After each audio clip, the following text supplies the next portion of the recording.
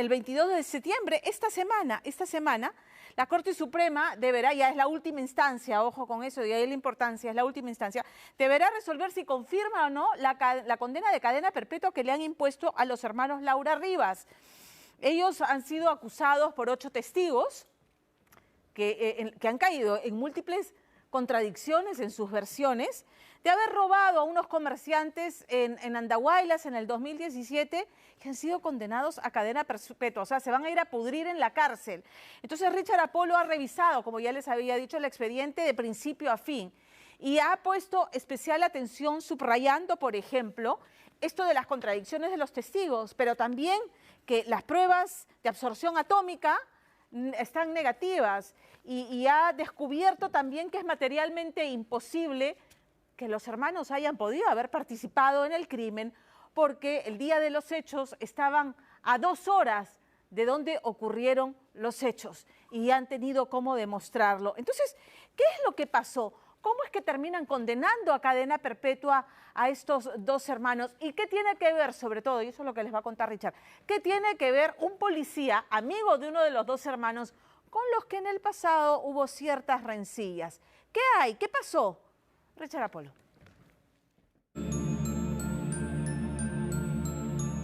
Los últimos 6 años los hermanos Melicio y Michelle Laura Rivas han insistido hasta el cansancio en su inocencia. Sin embargo, pese a ello, desde el 2017 la justicia ha hecho oídos sordos a todas sus explicaciones y pruebas que demostrarían que mantenerlos por el resto de sus vidas encerrados en una prisión no solo sería injusto, sino un craso error judicial.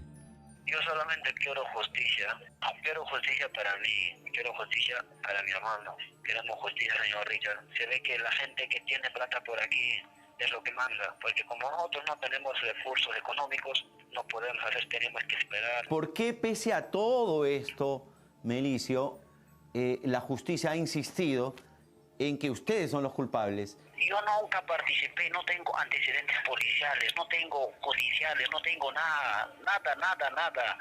Pero mira, la justicia, pese a que no tengo ni una sola prueba, no tengo, y me condenan lo que es esa cadena perpetua todavía. Me quieren matar en vida.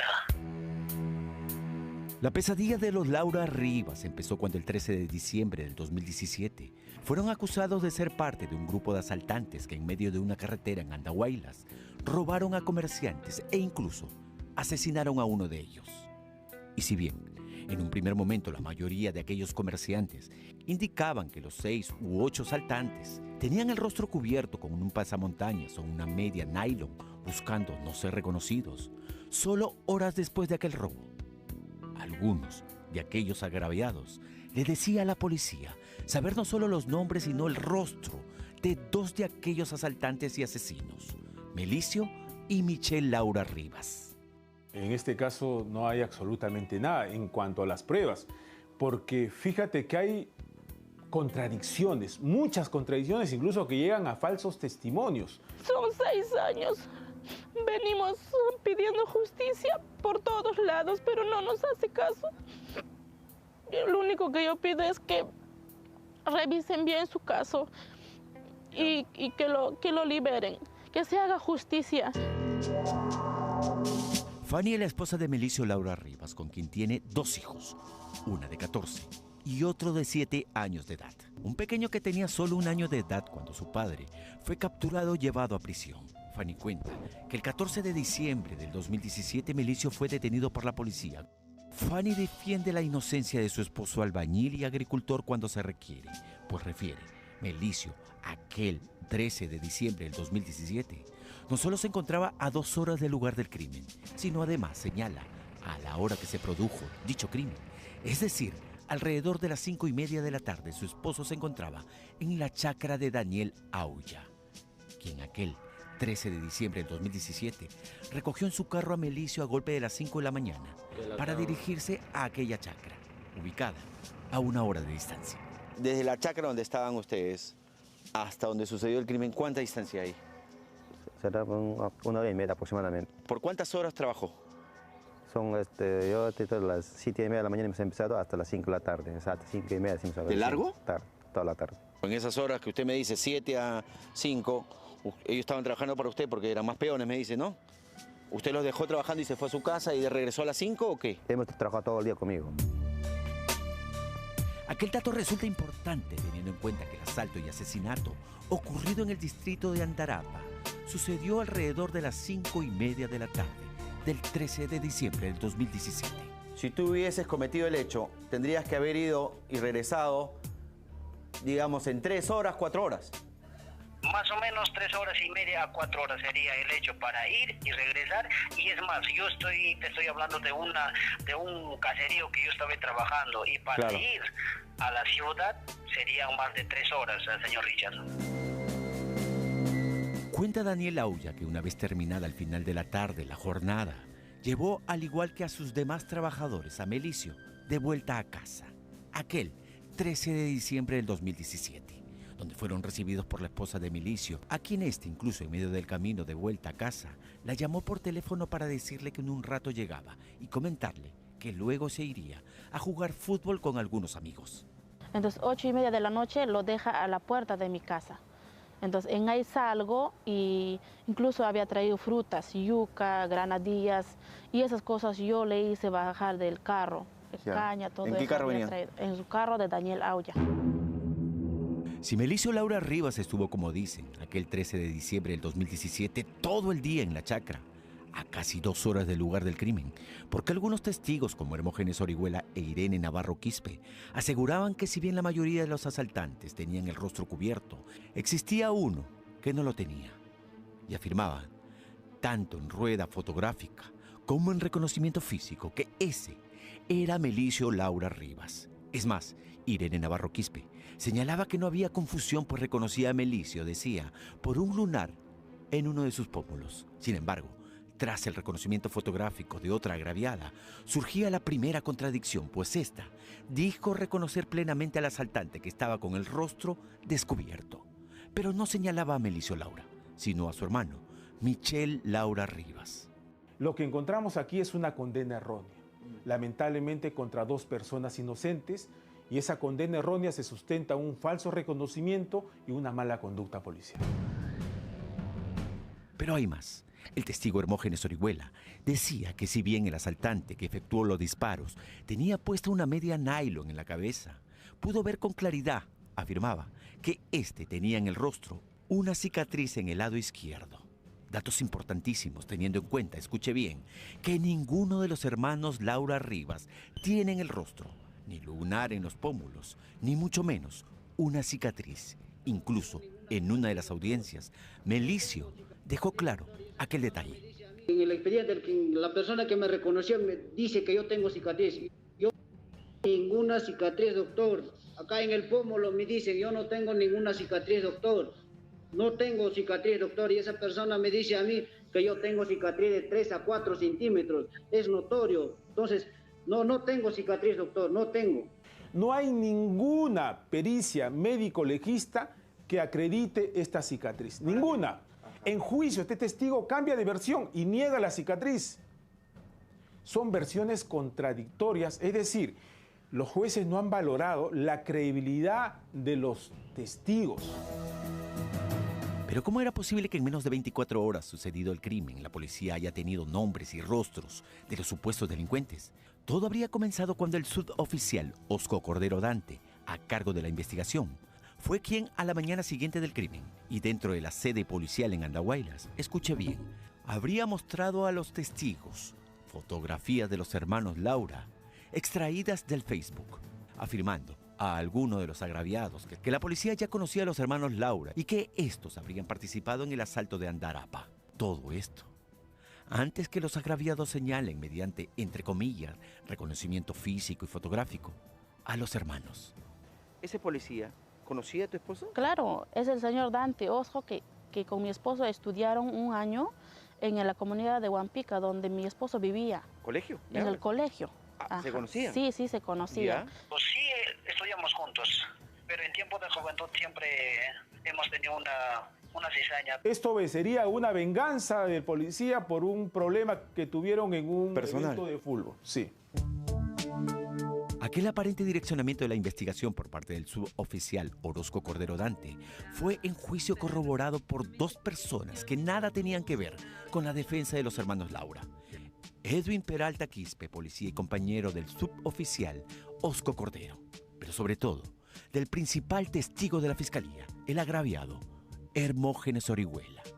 Dirigimos a la comisaría de Andahuaylas, ya estando en la oficina de criminalística. El suboficial Orozco Cordero Dante se dirigió al internet, ¿no? A la página de Facebook, e imprimió dos fotografías, hermanos, y indicó también que uno de ellos era militar, pues, ¿no? Militar, y que se apellidaban Laura Rivas.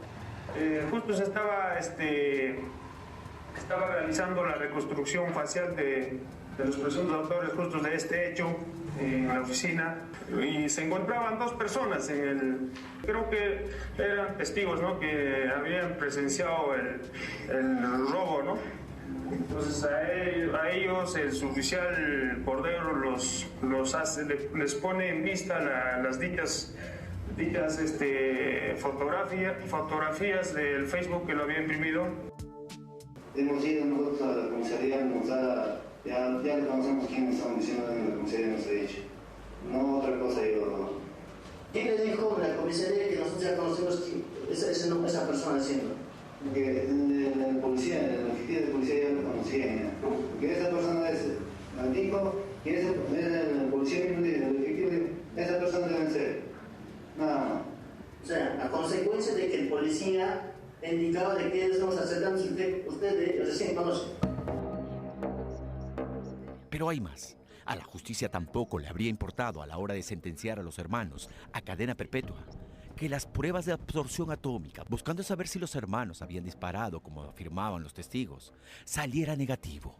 Como también salió negativo las pruebas de absorción atómica practicada a la ropa que la fiscalía incautó a los hermanos, señalando que con aquellas prendas supuestamente habían perpetrado el crimen. No ha estudiado bien el caso. La fiscalía se va a los dichos, a los supuestos indicaciones y las indicaciones contradictorias. En el caso de Michel Laura, este tenía 21 años cuando fue puesto en prisión.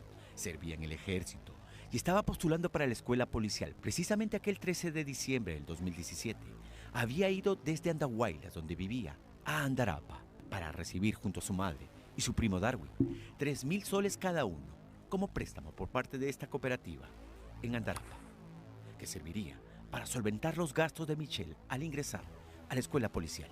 Alrededor de las 5 de la tarde de aquel 13 de diciembre, regresó de Andarapa rumbo a Andahuaylas, donde llegó cerca de las 6 de la tarde y fue recibido, dice, por su pareja, la que, por cierto, casi media hora antes de llegar, llamó por teléfono. Aquella llamada era crucial, afirma, para demostrar que mientras a las 5:30 de la tarde el crimen en Andarapa se llevaba a cabo, estaba a punto de llegar a Andahuaylas, a 2 horas del lugar del crimen. Yo tengo una hija, tengo una señora, tengo una mujer en ahí esperándome, tengo mi papá en ahí aún discapacitado que necesita de mí, que necesita de nosotros, que los dos, sus hijos, estamos aquí. Todo lo que un día lo que he querido hacer, lo que me ha troncado hasta como este señor Richard.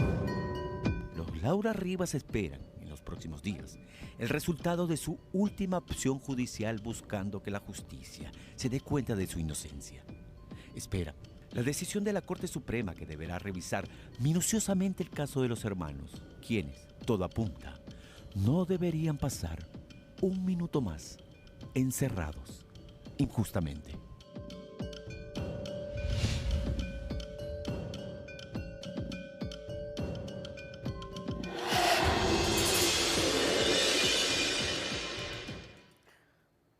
Los miembros de la Corte Suprema tienen la oportunidad de enmendar, de rectificar lo que se hizo mal. No decimos acá que los declaren inocentes, porque eso le corresponde al Poder Judicial. Lo que pedimos aquí es una revisión minuciosa, y creo que Richard Apolo ha hecho un trabajo de prácticamente dejar la mesa servida con todos los elementos que demostrarían que estos hombres no deberían pasar un minuto más tras las rejas. Y en lo que dura una nueva investigación, en la que se ameriten cada uno de los elementos que ha mencionado Richard Apolo y en la revisión del expediente, que es lo que cuenta, o sea, determinar inocencia o culpabilidad, pero con ellos en libertad.